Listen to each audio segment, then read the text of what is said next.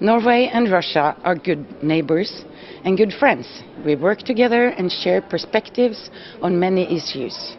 Russia belongs in the Council of Europe as part of the family of European democracies. Russia isn't perfect, but neither is Norway. But together we can learn from each other and influence each other positively. Here in the Parliamentary Assembly of the Council of Europe, I sit in the same political group as member of United Russia. We debate and we discuss, and we sometimes even disagree, but we remain friends, respectful of each other. However, I am concerned about the standards of human rights and the rule of law in Russia, and I do not hesitate to say so to my Russian colleagues.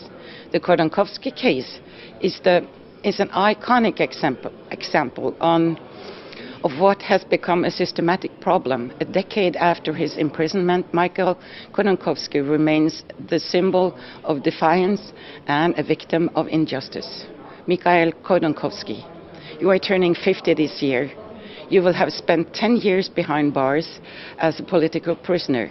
This is unacceptable, particularly in a member state of Council of Europe, and I and many others here at the Parliamentary Assembly will continue to speak out against your ongoing persecution and in favor of your freedom.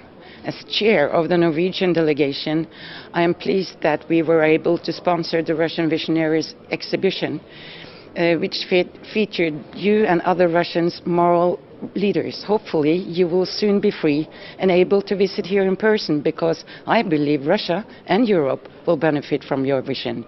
I wish you good health, strength, and above all freedom in this landmark year. Thank you.